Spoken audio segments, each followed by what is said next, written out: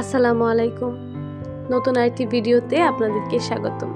আমি শাহানা ইয়াসমিন বলছি ময়মনসিংহ থেকে। আপনারা যারা যারা আমার ভিডিওটি দেখছেন তাদেরকে সুস্বাগতম। তো প্রথমে চলে আসলাম রান্নাঘরে, রাইস কুকারে ভাত বসিয়ে দিয়েছি। ভাতটা উঠতে গেছে, এর জন্য ঢাকনাটা সরিয়ে রাখলাম। এখন রান্নার প্রস্তুতি নিয়ে নিচ্ছি। আজকে রান্না করব বেগুন ভাজি আর তরকারি। বেগুন ভাজিতে আমি সবসময় বেগুনের বড়া বানানোর ক্ষেত্রে সব ধরনের মশলা ব্যবহার করি। আমার কাছেও ভালো লাগে, ফ্যামিলির অন্যরাও পছন্দ করে। এখানে আমি রান্নার রেগুলার মশলাগুলো দিয়ে দিলাম। এখন লবণ দিয়ে ভালো করে একটু মিশিয়ে নেব।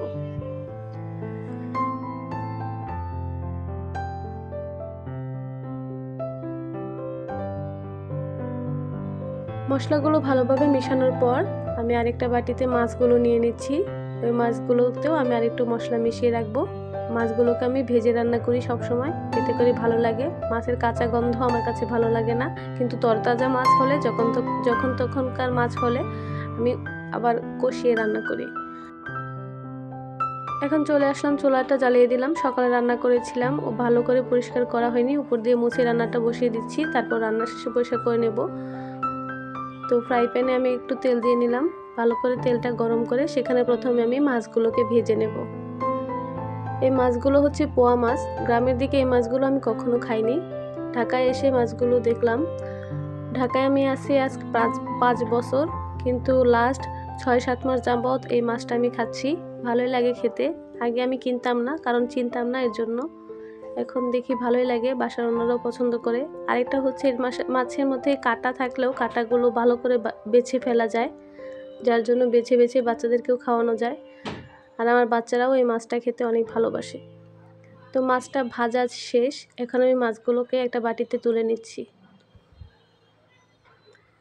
মাছ ভাজার পর যেই তেল ছিল সেই তেলের মধ্যেই আমি বেগুনগুলো ভেজে নেব।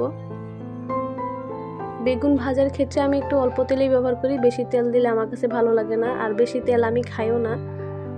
অল্প অল্প তেলে মুচমুচে করে ভেজে নিলে আমার কাছে ভালো লাগে। তো বেগুনটা ভাজা ওই পাশে দিয়ে আর এই চুলাতে আমি এখন তরকারিটা বসিয়ে নেব। কড়াইতে পেঁয়াজ দিয়ে দিয়েছি। তেল দেওয়ার পর হালকা একটু জিরা দিয়ে দিছি। জিরার গুঁড়াও ব্যবহার করি, কিন্তু আমি এখানে একটু জিরা দিয়ে দিলে আমার কাছে ভালো লাগে ঘ্রাণটা। আসলে সবার রান্নার ধরন একরকম না। এখন আমি রান্নার রেগুলার মশলাগুলো দিয়ে দিচ্ছি। আর রান্না কিন্তু আমি তেমন একটা ভালো পারিও না, শুধুমাত্র পেট বাঁচানোর জন্য যা আর কি। কারণ আমি রান্না শিখিনি। এই 5 বছরে যতটুকু পেরেছি ততটুকুই।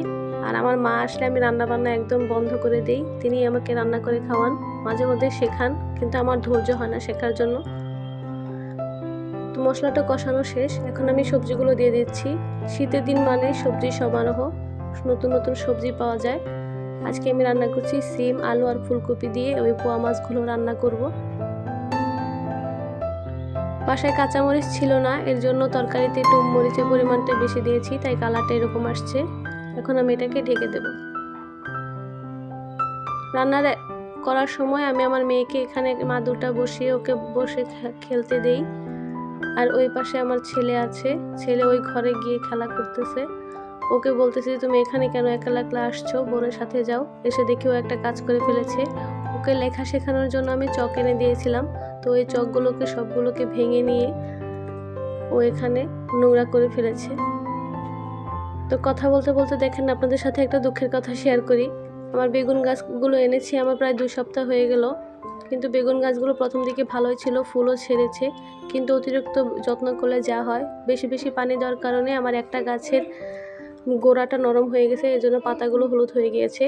আর এইখানে যে আমার টমেটো গাছটা, সেখানকার কয়েকটা টমেটো ধরেছে। আর এখানে আমার পালং শাকটাও অনেকটাই বড় হয়ে গিয়েছে, আশা করি 2 সপ্তাহের মধ্যে খেতে পারবো। আর এখানে 2টা গাছ লাগিয়েছিলাম, 2টা বীজ দিয়েছিলাম, 2টা বীজই বের হয়েছে লাউয়ের। আর এখানেও দেখতে পাচ্ছি আরেকটা বের হয়েছে। আর এগুলো যেগুলো দেখতে পাচ্ছেন এগুলো হচ্ছে রসুন গাছ। আর এই রসুনের পাতা ভর্তাই আপনাদেরকে আজকে করে দেখাবো। আসলে রসুনের পাতা ভর্তাকে কিভাবে খাই জানি না, কিন্তু আমার শ্বশুরবাড়ির অঞ্চল মানে পাবনা, আর আমার নানিও যেহেতু নানির বাড়ি পাবনা, সেইভাবে ভর্তা করে। রসুনের গাছগুলো আমি লাগিয়েছি মূলত ভর্তা খাওয়ার জন্যই। আমার কাছে ভর্তাটা অনেক বেশি ভালো লাগে, আর যদি রসুন হয়েও যায় তাহলে সেটা হবে আমার জন্য প্লাস পয়েন্ট। তো গাছগুলো অনেকটাই ছোট, এর জন্য আমি সবচেয়ে প্রথমে যে পাতাটা বের হয়েছে মানে বড় পাতা, ওগুলো ছিঁড়ে নিচ্ছি। পাতাগুলো ছিঁড়ে নিচ্ছি। আর এই ভিডিওটা করেছিলাম রাত্রে, এর জন্য এরকম দেখা যাচ্ছে।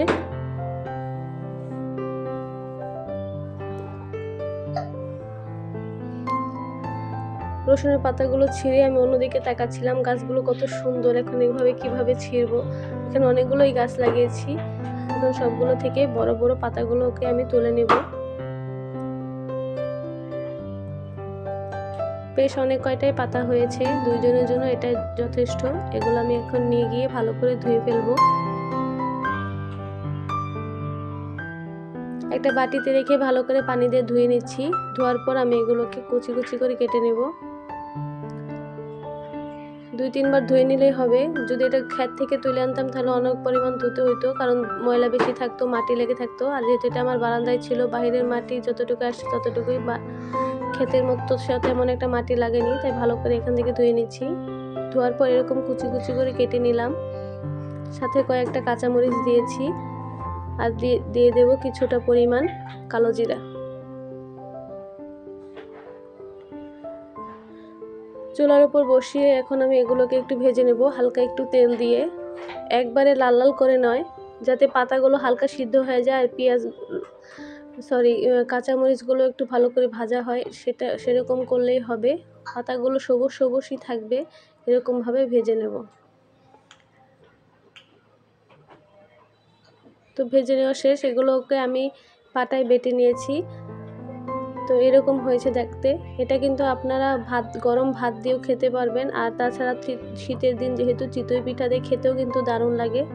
তো এখন আমি আমার হাজবেন্ডকে তার ভাতের থালায় দিয়ে দিচ্ছি একটু পরিমাণে। তো সে খেয়ে তো ভালোই বলল, সেও পাবনা এলাকার, তাদের এলাকায় এই ভর্তাটা অনেক বেশি খাওয়া হয়। খাওয়া দাওয়া শেষ করে এখন সকালবেলার ভিডিও। সকালে ঘুম থেকে উঠে দেখি এত থালাবাটি, রাত্রে অনেক শীত করতেছিল, এর জন্য আর মেজে রাখিনি। সচরাচর আমি রাত্রে সব কিছু ক্লিন করে রাখি, আজকে আর মাজা হয়নি। এখন এগুলো পরিষ্কার করতে এসে আমার তো মাথা ঘুরতেছে এত ঠান্ডার মধ্যে। যাই হোক, দেখলাম জানলা দিয়ে অনেক সুন্দর রোদ এসেছে, তাই ভাবলাম যে এগুলো পানিগুলো ফেলে দিয়ে এখন এগুলো মেজে নেব। আর সকালবেলা সবচেয়ে বড় কাজ হচ্ছে আমার যা কিছুই করি না কেন আমার বারান্দায় আসতেই হবে। এটা আমার একটা অ্যাট্রাকশনের জায়গা, আমার কাছে অনেক ভালো লাগে। আর এগুলোর ভিডিও করতেও আমাদের কাছে অনেক ভালো লাগে। আপনারা যারা আমার ভিডিও দেখছেন প্রথম থেকে, তারা দেখবেন আমি প্রত্যেকদিন একবার হলেও আমার বারান্দাটাকে আপনাদের সাথে শেয়ার করি। তো বারান্দায় আমার টমেটো গাছেও 2টো টমেটো ধরেছে, দেখতে অনেক ভালো লাগছে।